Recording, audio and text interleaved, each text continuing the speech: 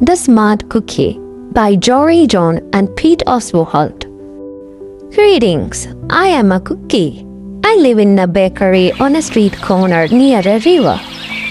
Come on in. Welcome to our little community. It's a warm and supportive place to spend some time. Pretty fantastic, huh? These days, life is sweet, but my journey wasn't always a cakewalk.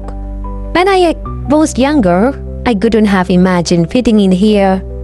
For a long time, I didn't feel comfortable speaking up or sharing my idea. I didn't feel like a smart cookie. I wanted to be a cookie who knew all the answers. A cookie who felt confident in a group. A cookie who said, ha-ha, when solving a puzzle. Like, Looking back, I had some trouble in my early days. I went to school in a gingerbread house. Our teacher, Miss Piscotti, was kind and patient. When I arrived each morning, she'd wave at me and smile. But I didn't get the best grades, and I never raised my hand because I couldn't think of the answer as fast as the others, and I was the last to finish most tests. It wasn't because I didn't care, and it wasn't because I didn't try.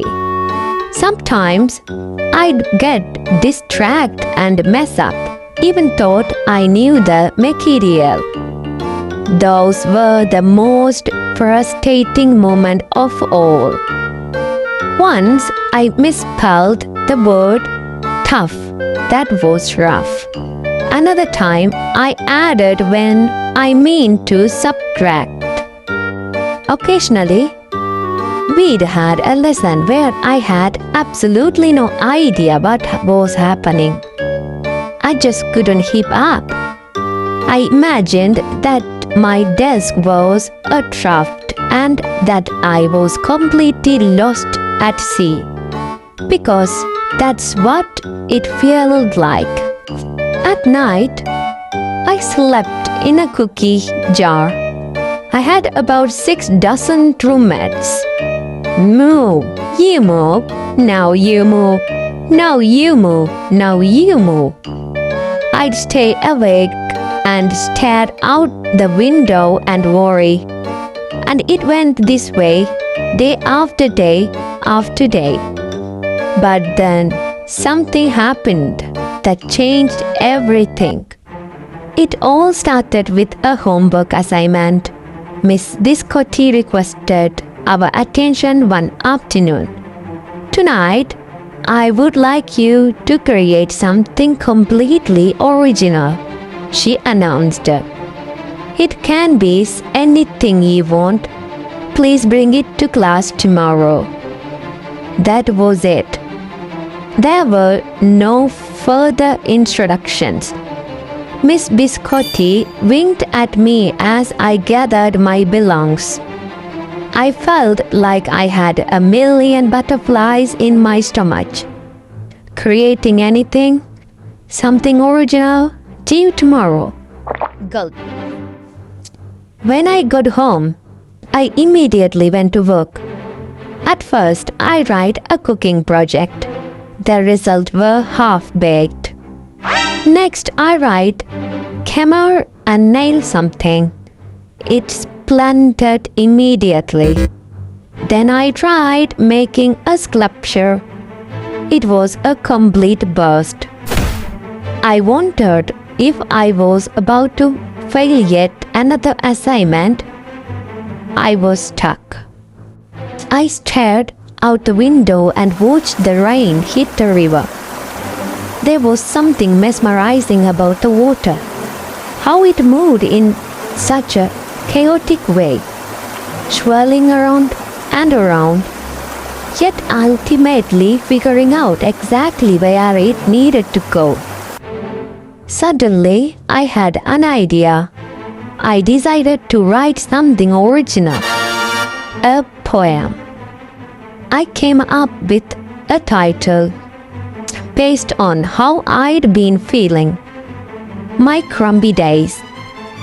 After that, the rest of it seemed to fall into place. I wrote and I wrote. I lost track of time. An hour went by in a flash. "Aha," I said when I was finished. I couldn't sleep that night, but it wasn't because I was worried. It was because I was excited.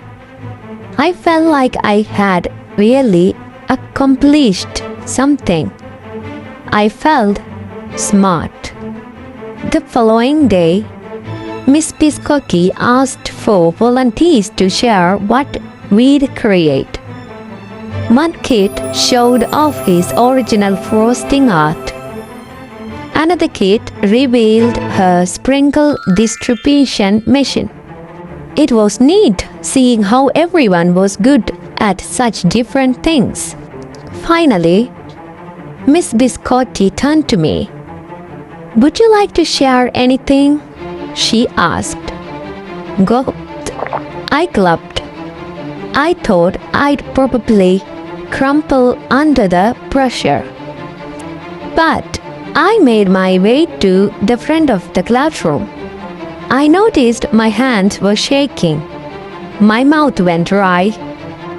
"This poem is called My Crumby Days," I said, my voice cracking, and then I read it aloud. As I spoke, I noticed some kids nodding at certain lines. Other kids laughed at parts that were supposed to be funny. As I built towards the final, I felt myself becoming more confident and animated.